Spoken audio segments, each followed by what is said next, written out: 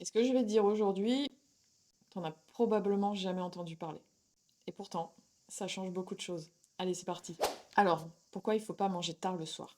Parce que, après 19 h à peu près, hein, forcément ça peut varier d'un individu à l'autre, le corps commence à sécréter de la mélatonine, qui est l'hormone du sommeil.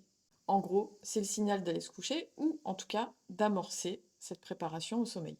Le problème, si c'en est un, c'est que la mélatonine, globalement, c'est une hormone très positive qui est anti-inflammatoire et qui va améliorer la sensibilité à l'insuline sur le long terme. Mais dans sa fenêtre de sécrétion nocturne, vous l'avez compris, elle bloque les récepteurs à l'insuline. Et je vous rappelle que l'insuline, ça doit être une hormone pulsatile.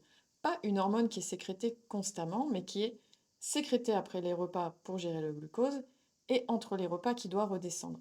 La mélatonine s'adapte donc à cette pulsatilité. Mais donc, si tu manges trop tard pendant cette fenêtre où elle est sécrétée, dans cette fenêtre-là, le glucose va être moins bien métabolisé. Le résultat, c'est qu'un repas, même sain, risque d'être stocké en graisse, surtout abdominale. C'est aussi pour ça que le jeûne intermittent sera plus efficace si la fenêtre de jeûne est positionnée en fin d'après-midi et dans le courant de la nuit, plutôt que le matin en sautant le petit-déj. Ce qu'il faut retenir, c'est qu'après 19 h, ton corps, il veut dormir, il veut pas digérer.